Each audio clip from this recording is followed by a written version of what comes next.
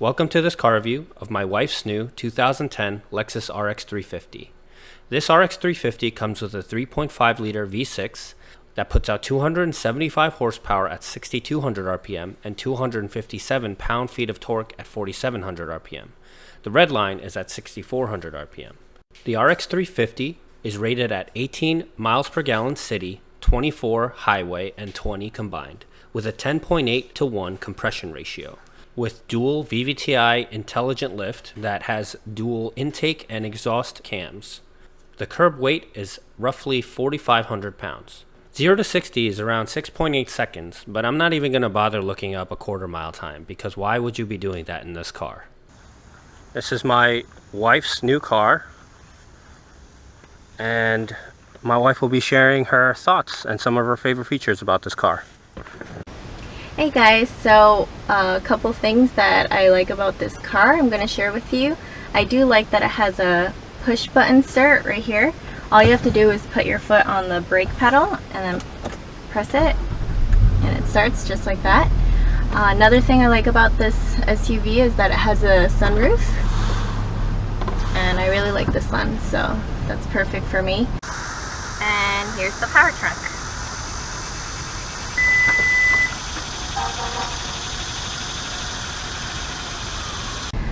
One last thing that I like about this new car is that it has its size and height. It gives me some extra height for better visibility on the road, which is good for me. I'm 5'4". It just makes me feel safer. And if you're planning on having a family or increasing in family size anytime in the future, like we are at one point, then it's good to have, you know, more space in the back. And yeah, that's it. Okay, now that my wife has shared her favorite things about the car, now it's time for me to drone on and on about the technical aspects and my opinion of the car.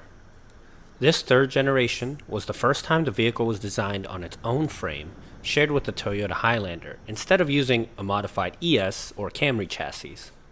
The RX 350 is one of the best-selling SUVs of all time, even more so in the luxury segment, likely due to how reliable the car is and how little maintenance needs to be done. The RX 350 is powered by the venerable 2GR FE engine, which is the same engine used all across this era. Starting from the 2004 Toyota Avalon through today, it's still being used in a variety of cars, including the Toyota Camry, the Lexus ES, Toyota Sienna, and even the Lotus Evora.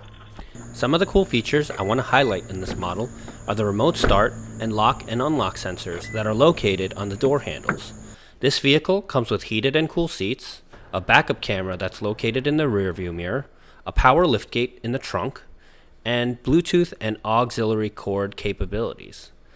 This vehicle, RX 350, can be optioned with adaptive headlights that swivel when you go around corners, as well as xenon and LED options for those headlights, as well as a navigation system that has this interesting joystick control. Now, if you did have the navigation package, the backup camera would be showing on that center display. Now, as far as the exterior of the car, it doesn't look all that different from the previous second generation, but subtle changes and upgrades to equipment and safety is what made this truly a step up from the previous model. It's conservative, especially compared to the latest controversial styling of the fourth generation Lexuses, while maintaining a luxury styling. Don't expect to turn any heads though, as you'll likely be pretty invisible due to how common this car is, especially in the New York, New Jersey area. The interior will be very familiar if you step into any other Lexus of this era, but you know that the quality and the comfort is assured because Lexus. And it's perfect for a growing family. The seats are very comfortable, and you can enjoy these 8-way, adjustable powered, heated and cooled leather seats for hours on end. The back seat is definitely large enough for adults, car seats, and whoever else you can fit in there. As far as the suspension and handling goes, they're very comfortable and quiet. Taking corners or changing directions quickly will upset the car and can, due to its weight and high center of gravity.